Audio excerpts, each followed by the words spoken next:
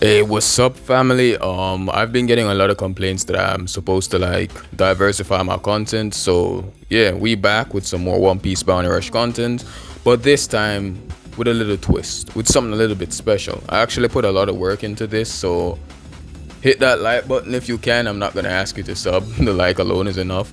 But yeah, to begin, I'm gonna start with my creation, which is a Sanji creation, right? Now, my goals when I made this Sanji is because, like, I'm a Sanji fan, right? And I'm really upset that there isn't an EX Sanji in the game, and I really hope that we get an EX Elbaf Sanji. But for now, I'ma be the Lulu and make my own Sanji because Bandai refuses to. Now, to start, I actually have Sanji skill 1. And when we get to the second skill, don't pay attention to what says combo skill. I accidentally copy pasted it. Better acceleration, 25-second cooldown. When skill 1 is used, character becomes invisible. The skill can then be used indefinitely for 10 seconds. So kinda like Kobe and his dash skill. It's a long range area attack that kinda deals extra damage towards enemies that are of the weaker element.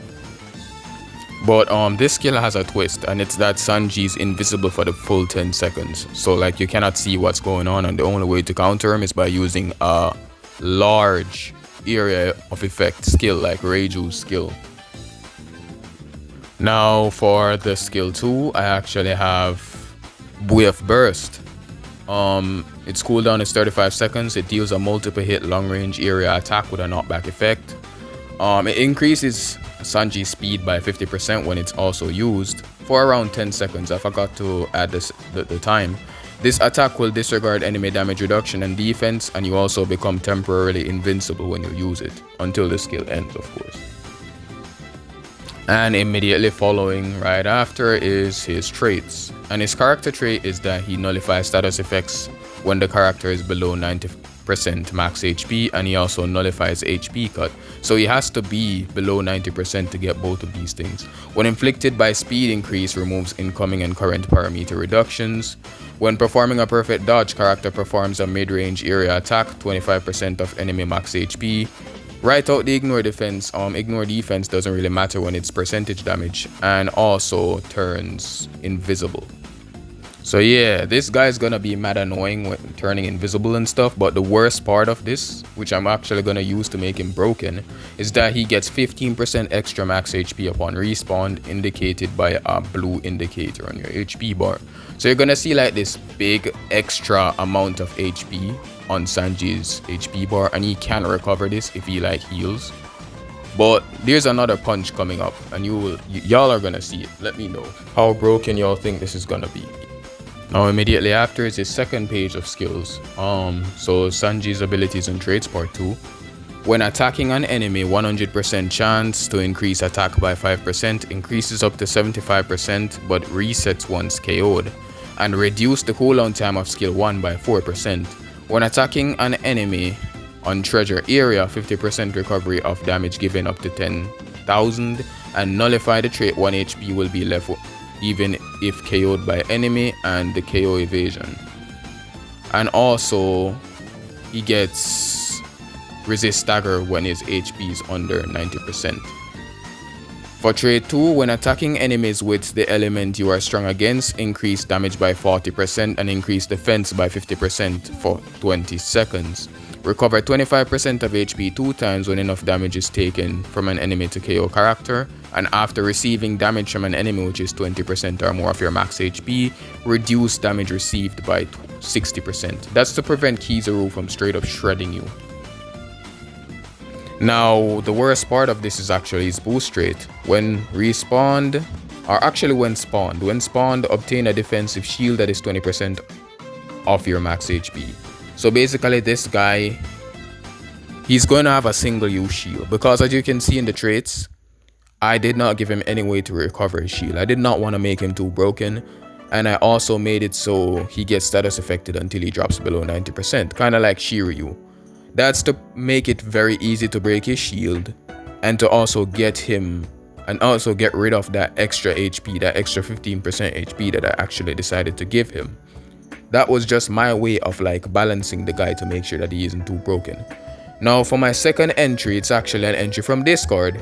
I don't really know the person, but I just figured that it would be cool to like drop their creation here. And low-key, I didn't ask them, and that's kind of messed up. But like, yeah, I'm gonna drop it either way.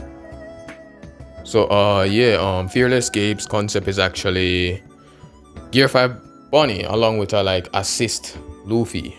And this is a really cool concept. When I saw it, I was like, yo, this is sick. It's actually what gave me the video idea, so shout out to Gabe. But yeah, let me just show y'all everything. Okay, so this is a whole lot of stuff, and it's kind of why I didn't read it immediately, but like, so it starts with skill 1. Supersize, Nika Punch, and Gum Gum Dawn Balloon. So it's 2 hits right here. 2 hits from 2 different characters, I guess. A long-range multiple hit area attack continues to push away enemies within a certain area at a long range. Deals increased damage to celestial dragons. Damage dealt will change based on the enemy's HP. This will deal a fixed percentage of damage and will not increase due to a critical hit. Plus a long-range area attack with a knockback effect. Damage dealt will disregard the enemy defense stat. Acquire speed debuff effect at level 5. Become temporarily invincible after use. And down at the bottom is just a boatload of the conditions on the skill, which I don't want to read out right now. Next up, I actually have Liberation Nika Punch, skill 2 to 1. Skill 2 changes to you can have your poison balls back while capturing treasure. If you use you can have your poison balls back, you will stop capturing treasure and skill 2 will turn back into Liberation Nika Punch. A long range multiple hit area attack plus a long range area attack with a knockback effect. Damage dealt will disregard the enemy defense stat. Use increased damage to select. Okay, so all of this to me is just basically just a massive Elder counter, so both Nosjuro and Saturn are gonna suffer. And next up, we actually have the second part of the skill 2, which is a counter. You can have your poison balls back. This skill can only be used while capturing treasure. If you use you can have your poison balls back, you will stop capturing treasure, and skill 2 will turn back into Liberation Nika Punch. When counter succeeds, if enemy attacks within a set period of time, deals mid-range area attack with a knockback effect. When counter succeeds and the enemy has a treasure area, continues to deal multiple hit area attack with a knockback effect around the enemy's treasure areas up to 5. Okay, that's kind of unique. So when you counter, you're freaking up all the enemy treasure areas. So if there's a random Saturn trying to get away, he's cooked. That's kind of crazy. Damage dealt will disregard the enemy's defense stat, becomes temporarily invincible after use. Really cool, and y'all can like pause and check out the extra traits because I am not reading that for the purpose of the video not being too long. Alright, now for the big bad part of everything, the traits. Character traits can ignore the enemy and capture the treasure, and damage received from enemies is based on attack rather than your defense. So it's basically Gear 5 all over again. Immune to the ability to disregard death. But this protects oh wait. No, this is bad. Nosjuro kind of takes your attack stat, bro. When attacking an enemy with skill 1, increase knockback distance by 300%. Yo! An increased damage dealt to character types Celestial Dragons by 50%. When attacking a character type Celestial Dragons, enemy remove enemy's defense increase and nullify the trait recover HP when enough damage is taken from an enemy to KO character. When attacked by a character type Navy enemy, remove enemy's attack increase and recover HP by 5%. Character traits number 2. When an enemy's treasure gauge is recovered up to 150%, spawn a food power-up item at the closest power-up item. Spawn locate. What does that mean? Power-up items spawned through this trait can only be collected by you and your ally. Oh, kind of like Uta. And speed boosted by 30% for 10 seconds. Cannot stack. When you collect a power-up item, inflict self with invincibility for 5 seconds. Yo! And speed boosted by 30% for 10 seconds. When your HP is 30% or more, remove status effects and nullify status effects inflicted by enemy, and removes current parameter reductions and nullifies incoming parameter reduction. Oh, so Nosjuro won't be able to take the attack stacks and ruin her. Oh, that's good, that's good, that's good. In my personal opinion, I think it's kind of crazy to like give that Bonnie the ability to like be invincible like Mrs. Golden Week plus having counters. Like that's crazy, because you're gonna be immobile, or like you're not gonna be able to do anything to Bonnie if like the Bonnie user is very skilled. And as a runner main, I would love this unit, but I'm kind of broke right now. So please don't drop a unit like this, Banda. Wait till I'm done saving, please. And now next up is actually more Akuma Bonnie traits. And when your HP is 50% or more, boost capture speed by 50% and reduce damage received by 30%. While you are capturing treasure, resist stagger and being downed. When attacking something with HP that the enemy has created, increase damage dealt by 500% and reduce the cooldown time of skill 1 by 30%. Okay, that's great. And now for trait 2, when you capture the treasure, recover HP by 30% and reduce the cooldown time of skill 2 by 20%. When attacked by an enemy using a skill, reduce damage received by 50% and recover HP by 5. Oh, so Kizer is gonna be having a little bit of trouble here. After receiving damage from an enemy which is less than or equal to 20% of your max HP, resist stagger. Okay, yeah, Kizer is gonna be struggling here. Boost trait max. When attacked by an enemy who has obtained a defensive shield, attack boosted by 50% for 3 seconds. Cannot stack, obviously, including after the defensive shield has been destroyed. Okay, so yeah, that is tough. That's tough. So it's gonna be like wrecking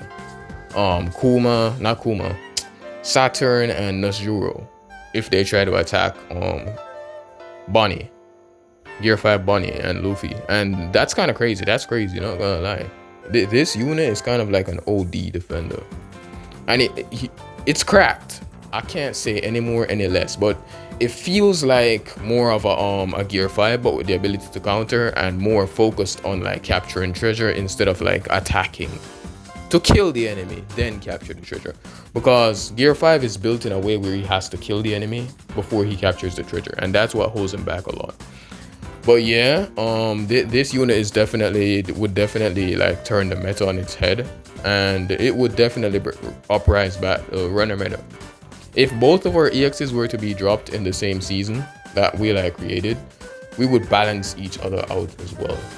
So yeah, that is cool. That's cool. But yeah, that's about it.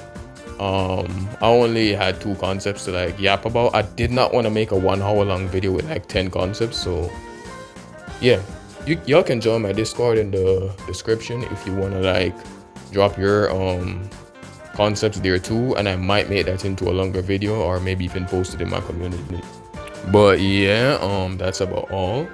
Thank y'all so much for watching. I could never like thank y'all enough for like tuning into my content and like supporting me. But yeah, God bless you all. Easing us signing out. Peace.